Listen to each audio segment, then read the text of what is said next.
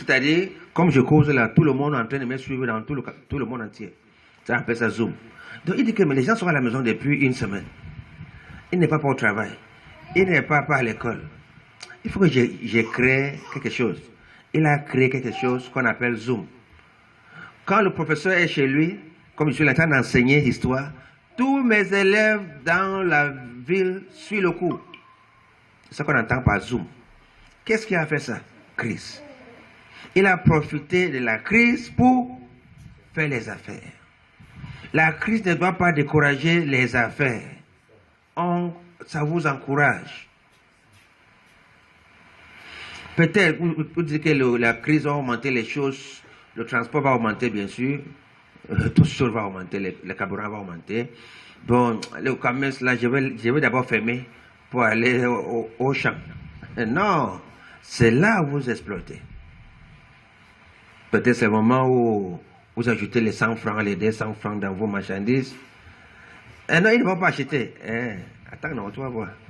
Ils vont acheter. C'est crise. Tout le monde appelle le nom crise. Pourquoi tu as ajouté le prix de crise? Tu n'as pas suivi le prix des timbres? Les timbres de 1000 francs à 1500. Ma part aussi 300. C'était 300, non, maintenant c'est 600 le tanguy ici. 600. Ça prend à laisser. C'est crise. Un homme d'affaires se cache là pour faire les affaires. Tu ne fermes pas la boutique pour dire que c'est fort. Crise. D'abord, d'ici janvier, transport, c'est 1000 francs. Yaoundé. Carburant va augmenter. Crise. Mais comment? Popoline qui est 500, ça, non, ben comment? Tu n'as pas suivi le transport. Donc, c'est là. Au lieu, parce que d'autres personnes qui ne connaissent pas les principes des affaires, ils vont fermer. Bon, comme c'est fort là, l'année-ci, je veux fermer, aller faire le champ d'abord. Tu ne reviendras jamais. Quand on commence les affaires, on ne rentre plus, on continue. Donc, pendant la crise, ne ferme jamais. La crise fait avancer un homme d'affaires. Parce qu'il ne peut pas augmenter le prix. Mais grâce à la crise, il augmente le prix. Tu veux parler? Crise. Tu vas pas suivre le prix des timbres? Ce n'est plus 1000 francs, 1500. Tu vas parler encore. Si tu veux, on ne peut pas acheter, tu pars. Quand le voisin va finir, tu vas revenir. Donc, ça fait donc, c'est le principe de réussir. Ça ne... Et même la Bible parle de, pendant la crise de Jacob, c'est là où Dieu est venu sauver Israël. Quand il y a la crise, c'est là où le succès commence. Il ne faut pas abandonner, il ne faut pas fuir. Vous savez, c'est par la crise, non? Que la veuve a eu la visite, non? La visite d'Élie. Et la farine était là. Donc, c'est pendant ce moment-là que Christ vient, que Jésus intervient. Le Saint-Esprit entre en scène. Ce n'est pas un moment de fuir. Même si tu restes un petit farine, il faut savoir que ce petit farine va me donner de l'argent.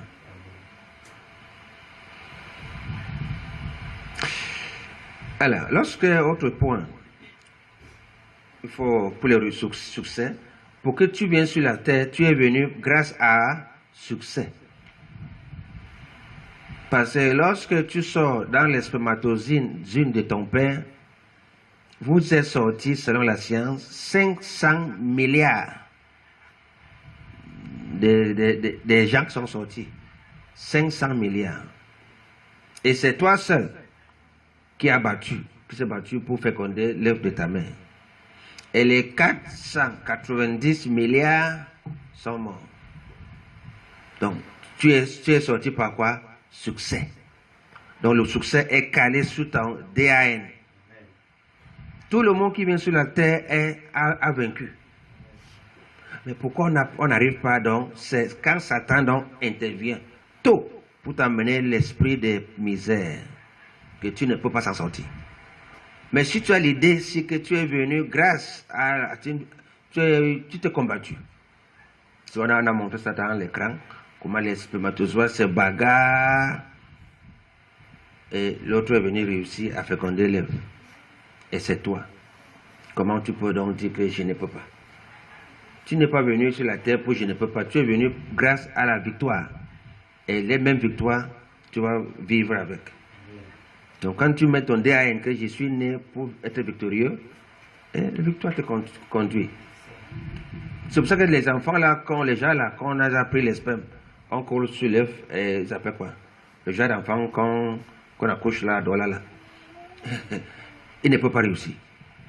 Parce qu'ils n'ont pas combattu. On a pris le sperme, on a pris l'œuf, on a collé et l'enfant est sorti. Mais un vrai enfant, c'est un enfant qui se bat seul pour sortir. Et c'est là où tu dois comprendre que tu as combattu 500 milliards de tes frères. Et c'est toi qui es sorti. Donc tu es victorieux. Donc l'échec n'est pas écrit dans tes DAN. C'est ça donc ces choses. Quand ta sous-conscience est au courant. Tu sais que le concours, si je vais passer ça.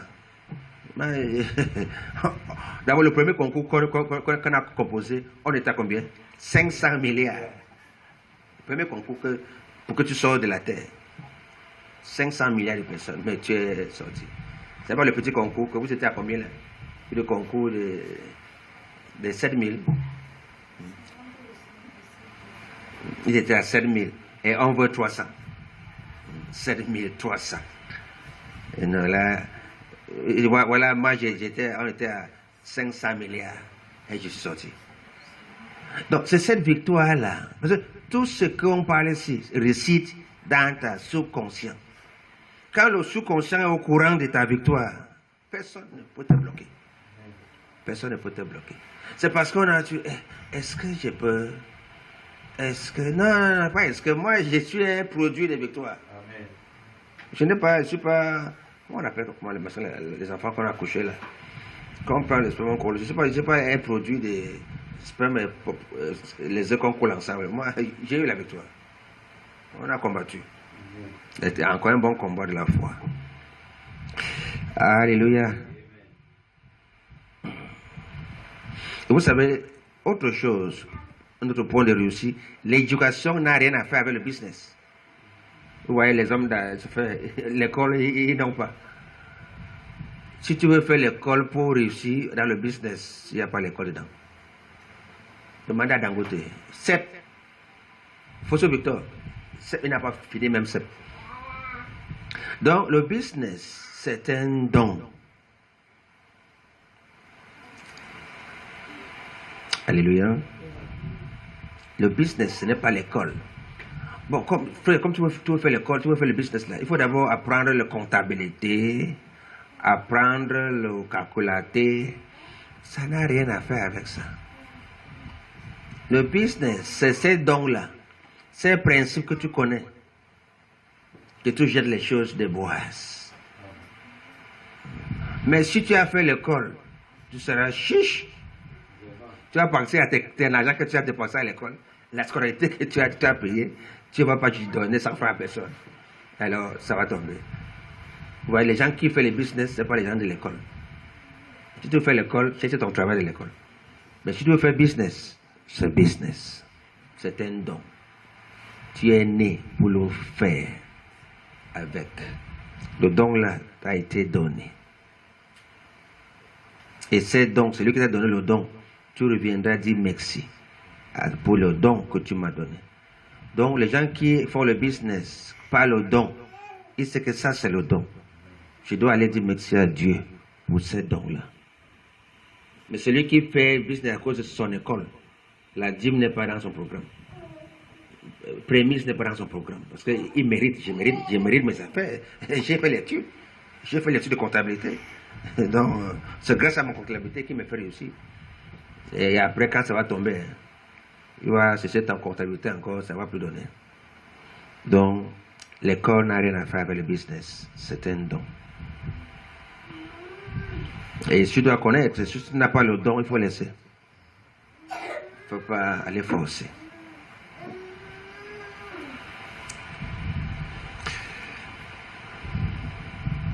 Alléluia. Donc, si Dieu nous a créés, il ne nous a pas créés pour qu'on cherche les emplois. Les emplois, non. Il nous a créés pour qu'on crée des emplois. Est-ce que lorsque Jésus a dit en Genèse chapitre 2 d'aller travailler, il nous a placés au jardin d'Éden, est-ce qu'il ne nous a pas parlé s'il y avait la chaise là-bas pour Adam? Adam, voilà le jardin d'Éden. Bon, mais je t'ai gardé les chaises, les tapis, le lit là-bas. Non. Il lui a donné quoi? Le jardin. C'est à lui de créer. Prendre le bois et couper et faire ses chaises. C'est d'aller créer le travail. Mais, quand le blanc est venu, il nous a montré qu'on doit attendre qu'il nous donne le travail. Tu dois créer le travail. C'est l'une des choses comme en Israël. Quand un enfant part à l'école, on lui a appris que tu pars à l'école pour créer le travail. Tu n'es pas que l'État crée un concours que tu viens composer. Tu dois créer ton travail. Et c'est ça que Dieu les a placés au jardin d'Éden, pour qu'on crée le travail.